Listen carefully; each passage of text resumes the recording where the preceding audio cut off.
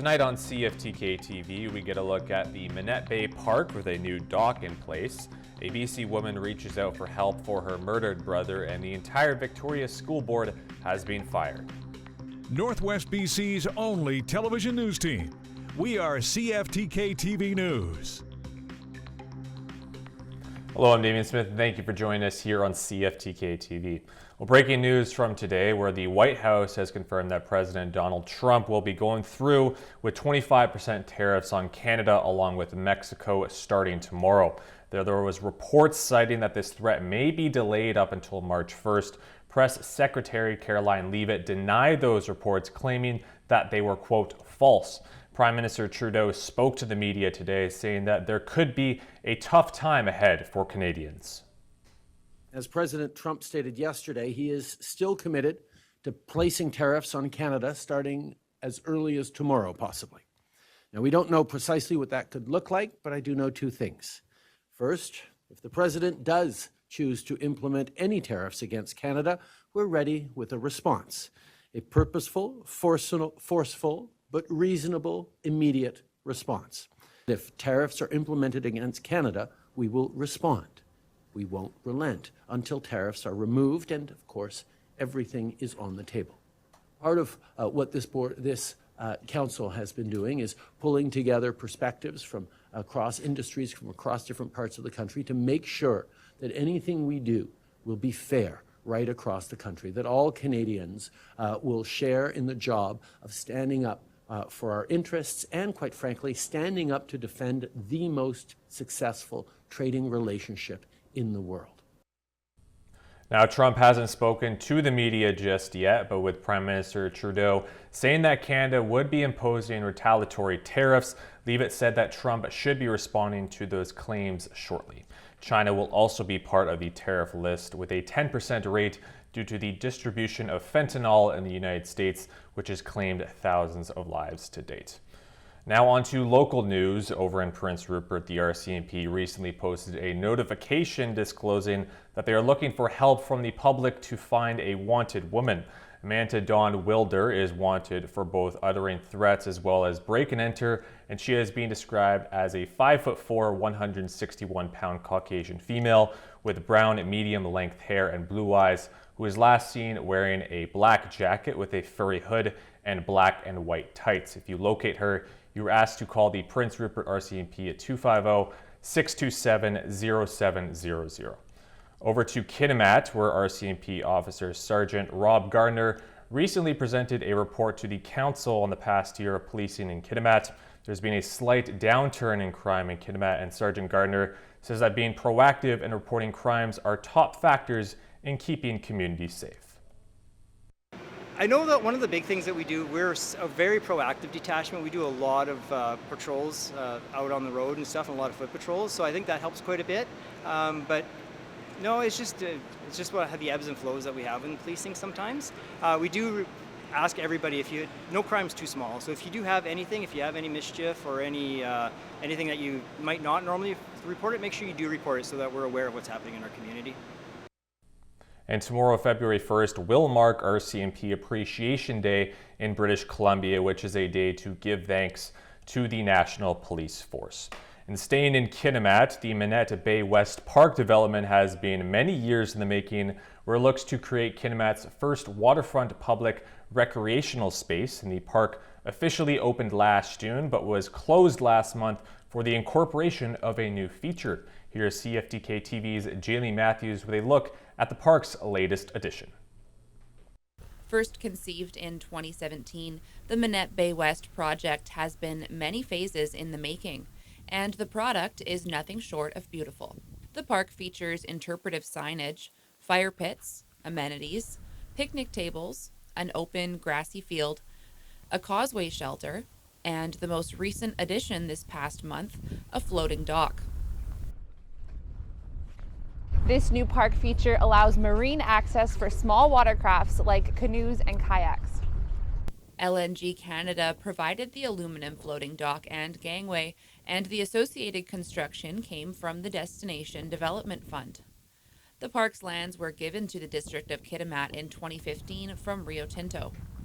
Minette Bay West is tucked away in a rich, natural, biodiverse environment, but is only a few minutes' drive from downtown Kitimat. For CFTK-TV News, I'm Jaylene Matthews. And the Terrace Fire Department recently released another statement about the fire that occurred earlier in the week on the 4500 block of Olson Avenue. The fire in question was bad enough for the fire crew to encounter heavy smoke accumulation and low visibility inside of the building. An adult woman was also found in the structure, and despite attempts to save her, she was later declared deceased at the hospital. The fire department then stated that they will be working along with the RCMP to review their investigation into how the fire was started and figure out how best to ensure the public's safety moving forward. Staying in the north, but over in Dawson Creek, the BC RCMP North District Major Crime Unit is still investigating a murder that occurred back in 2021 near Highway 2 and Clark Road in Pouce Coupe. And 55-year-old Lance Wayne Patterson was found on May 9th, 2021. Despite this homicide happening nearly half a decade ago, the police still haven't figured out who was responsible for this act. Patterson's sister Dana also received and shared a heartfelt plea asking for help in solving this case. My name is Dana Patterson, Lance's sister, and for 2.5 years, our family hasn't had any peace. Questions like who and why haunt us every day. Lance was a son, a father, and my only sibling. No one deserves to die the way Lance did. My 85-year-old father lives with a nightmare that no parent should ever have to experience. We know that someone has information about Lance's murder. Please do the right thing and come forward. And those looking to turn in such information can call the Dawson Creek RCMP at 250-784-3700 or BC Crime Stoppers at 1-800-222-8477. And moving on down south, where the entire 9-member school board in Victoria has been completely dismantled after a rough few years for students in District 61. Some have even called it undemocratic, and Yvonne Raymond from CTV News has more on this story. BC's Education Minister blames a pileup of concerns for a stern move. I am stepping in to get this district back on track and recenter everyone's focus on the need of students where it should be. Today, the current School District 61 Board of Trustees has been dismissed and an official trustee has been appointed. This is not a decision I take lightly. The ruling follows a ministerial order and the appointment of a special advisor amid concerns for increased gang activity in schools and the role of police in them. This process also brought to light governance concerns with the board, and it has become clear to me that the board has lost the trust of many to govern in the public interest. The 4 houses, Songhees Esquimalt Métis Nation of Greater Victoria and the Urban People's House Indigenous Advisory has also stated publicly that the board is actively working against the principles of reconciliation. Esquimalt Nation Chief and Council signed an open letter thanking the minister and roots for a collaboration that creates a foundation for lasting success and inclusion. The Sandwich Police Department is absolutely committed to student safety and security, and we will continue to work fully and openly with this process, with Dr. Godden, with Ms. Sherry Bell, and the minister to bring this safety plan to a place it needs to be. In a statement, the former board chair says the decision is extremely disappointing and profoundly undemocratic. She says members are reviewing it in detail and considering their next steps. It doesn't matter what side of the issue in our community you've landed on police and schools, democratic processes need to be upheld. I think this is a distraction from the Ministry of Education's responsibility to be paying for programs that we know are evidence-based and cost-effective for actually addressing safety in schools for students. The minister says former school superintendent Sherry Bell has been appointed trustee until the next election in 2026. Yvonne Raymond, CTV News, Victoria. Coming up next, a group of Vancouver police officers are under scrutiny after being caught on tape. Welcome back to CFTK-TV. After a videotape was released of a woman being shot by a beanbag gun back in the spring of 2022, those Vancouver police officers on duty are now under scrutiny after appearing to be laughing while the woman was on the ground. Isabella Zavarisi has more from CTV News.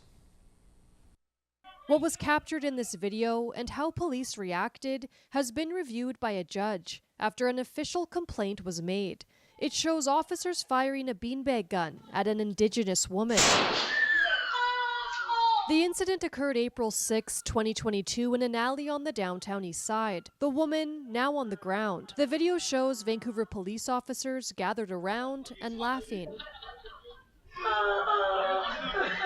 The officers say they weren't laughing at Melody, but a retired judge determined the video led the public to believe they were treating her with disrespect. They laughed right after they shot me. The VPD say Melody, who doesn't want her last name used, was arrested and charged with possessing a weapon for a dangerous purpose. But the judge, Brian Neal, says the officers should apologize to Melody. This act is a horrendous act. I mean, I don't care if they were laughing at something else. You don't stand over somebody's hurt body and laugh at them and think that an apology is going to mean anything anyway. The judge also singled out one constable in particular, saying he needs more education in dealing with vulnerable people. There needs to be better training for all police officers. De-escalation needs to be really, I think, instilled on many of the police officers. When you look at the legislation we have here in British Columbia related to the Police Act and police misconduct, especially around public trust, there are matters that have to be taken very seriously. We reached out to VPD for comment, and they told us to contact the Office of the Police Complaint Commissioner, who in turn say the officers now have a right to review the judge's decision. Isabella Zavarisi, CTV News, Vancouver. And now we move on to your local weather forecast for tonight and for the week ahead. Tonight on the north coast, it should be partially cloudy with a 30% chance of flurries overnight, with winds coming from the north at 20 kilometers per hour near midnight. Eventually, it should shift to 60 after midnight over the valleys overnight, and the temperature should be steady near -4 with a wind chill of -10. Terrace and Kitimat should have some flurries beginning this evening with about 2 to 4 centimeters, and winds should be coming from the northeast at 20 kilometers per hour sometime near midnight. -7 will be the temperature with a wind chill of -9 in the evening and -16 overnight. The Bulkley Valley will see snow ending this evening, followed by a 40% chance of flurries. Winds should be coming from the northeast at 20 kilometers per hour as well as near midnight. And the low will be -21 with a wind chill of -17 in the evening and -31 overnight, along with a risk of frostbite. On to your weekly weather forecast. The coast should see some flurries tomorrow, but followed by a pretty sunny week with pretty clear conditions overall. The high will be 0 degrees on Tuesday and Wednesday, and the low will be -12 on Monday night. Terrace and Kitimat will have the same pattern, but with colder temperatures, especially starting on Monday. The high will be -7 tomorrow, and the low will be -14 on Monday night. The Bulkley Valley will have a bit cloudier conditions tomorrow, but then we'll have the same pattern with even colder temperatures in the double digits this week, and the high will be -11 all the way on Wednesday, while the low will be -22 on Monday night. Now we take a look at your Northwest Roadside Report. For additional updates, make sure to check out drybc.ca.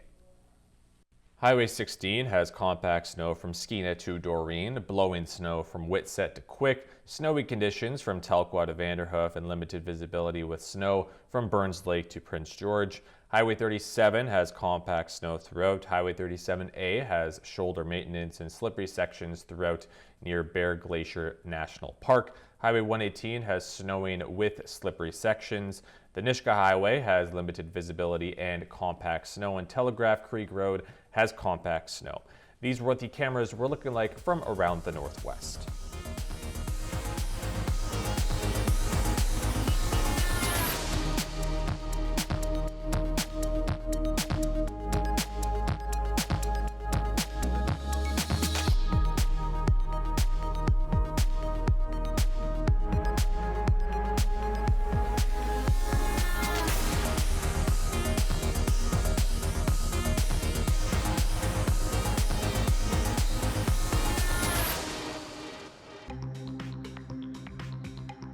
Still to come, what the farmers' point of view looks like with a looming trade war between Canada and the United States. Hello again. Well, Surrey Mayor Brenda Locke is warning that U.S. President Donald Trump's promised tariffs could end up putting hundreds of jobs in her community at risk. She said that more than 20% of Surrey businesses have direct ties to the United States, amounting to roughly $2.8 billion in cross-border commerce each year. Locke is the latest municipal leader to join an alliance that is advocating for Canadian border communities, formed in response to Trump's plan to impose 25% tariffs on goods imported from Canada starting as early as Saturday. Now that we know that tariffs will be imposed at the border, Canadians may have to be more self-reliant than ever for their own food products. This comes at a time where the country is in need of more farmers who see less of each other every day. Here's Adrian Gobriel of CTV News. Welcome to Right Way Farms, an hour outside of Toronto. The family here owns 250 acres and rent another 50 nearby. Farms in this specific region used to grow a wider variety of produce. Like every block here would be 10 farms, right? So you'd have a family on a 100-acre farm every next door to each other. And now I farm most of this block. Farmer Ryan Wright has had to focus on what turns a profit on the domestic and international market and how to maximize his soil and land in a cold weather climate. Corn, soybeans, wheat. We grow a little bit of mixed grains like oats and barley, and then we grow hay and other forages for the cattle. As for the small patch of beans grown for human consumption on this farm, they don't stay in Canada. Last year we actually grew food-grade soybeans, so they're an IP, non-GMO bean, so they're food-grade bean. They go for the Asian market. We got to make an income and pay the bills just like everyone else. According to some experts, it's time for the public and private sector to work closer together to support Canadian agriculture and create a more self-sustaining food supply. We just took the lazy route of importing products from the United States. That's the cheapest way, the easiest way to do it. The hardest way is to actually have a plan, and Canada doesn't have a plan. Another example of how reliant we are on the United States for a variety of our produce. Take lettuce as an example. 90% of our leafy greens are imported, with the majority coming from the U.S. Now we take a look at the stock market, where we have a significant drop in the Canadian dollar. The Canadian dollar is down over 0.3 of a penny. The price of gold is down $10.20. Oil is down 20 cents. Natural gas is down 1 cent. And aluminum is up $26. In Toronto, the TSX is down 275 points. The Venture Index is down 4. In New York, the Dow Jones is down 337 and NASDAQ is down 54. Still ahead, why sea lions are making a bigger impact than usual down on the mainland. Welcome back to our final segment. With the plane crash down in Washington, D.C. just about 48 hours ago, the figure skating community has been devastated, with a big part of the American Airlines flight holding up-and-coming figure skaters as passengers who are in Wichita, Kansas for the sport that they love. And with more, here's Heather Wright from CTV News. A staggering loss of life and devastating blow to the figure skating community, with as many as 14 skaters aboard American Airlines Flight 5342, returning from the National Figure Skating Championships in Wichita. Among them, 16-year-old Spencer Lane, who had been taking part in a development camp held in conjunction with the championships. Lane was traveling with his mom and posted this picture on Instagram, shortly before takeoff. These kids and their parents, they're here at our facility in Norwood 6, sometimes 7 days a week. It's a close, tight bond, and I think for all of us, we have lost family. 6 of the passengers were affiliated with the Skating Club of Boston, including coaches Evgenia Shishkova and Vadim Nomov, who won the pair's World Figure Skating Championships in 1994. The community there in mourning, including Olympic silver medalist Nancy Kerrigan. I feel for the athletes, the skaters, their families, but anyone that was on that plane, not just the skaters, because it's just such a tragic event. Sisters Lydia and Everly Livingston, just 11 and 14 years old, were also killed in the crash, which has impacted the tight-knit skating community around the world, including here in Canada. We've been through this before in different situations, and so we're just kind of here for each other. We have some kids who are very tight with some of the victims of this tragedy. Last night's tragedy bringing back memories of the 1961 plane crash in Belgium that killed the entire U.S. figure skating team. Other victims include friends returning from a hunting trip and, of course, the 2 pilots, who were both longtime flyers, according to their families. And a BC diver is pretty happy. He stumbled on a remarkable encounter. Him and a group of friends found themselves surrounded by giant sea lions who were in a playful mood. And as CTV's Andrew Johnson shows us, that's not the only encounter involving the animals that's been turning heads. Here's our final story of the day. They're sometimes called the golden retrievers of the sea, and not just because of that bark. Encounters with any seals or sea lions, they're just my favorite, right? Because it's like you've got this massive dog that's really curious. That curiosity fueled an incredible encounter this week. John Roney and his buddies were looking for octopus. They found stellar sea lions. We just really lucked out to have them want to play with us for a while. Playing included nibbling on one diver's fin. Very much in the same way that a playful dog might kind of gnaw on you, and there's no aggression in that behavior. Not to say it would never happen. The animals are huge. Roney figures these ones are pushing 450 kilograms. That's about 1,000 pounds. They're so close to grizzly bears, right? Their skeletons are so similar. They weigh more than grizzly bears, the adult males. Sea lions have been hogging the spotlight in BC. This encounter comes only a few weeks after somewhat of a sea lion saga, also on Vancouver Island, in the most unusual of spots, the center of the highway. Honestly, I think there's something going on with this animal. The anxiety-inducing sea lion who made his way from the ocean, up a river, into a lake, and then repeatedly showed up in the middle of a nearby road. It's really dangerous. You can imagine 300-pound dark animal on a highway at night. The Vancouver Aquarium sent a team to try to get this guy to safety, but he was never spotted again, hopefully making his way back to the open ocean. Joining this gregarious gang above and below the surface. Andrew Johnson, CTV News. That'll be all for our cast tonight. Thank you very much for watching. We'll be back on Monday at 5, 6, and 11 o'clock here on CFTK-TV. Have a lovely weekend.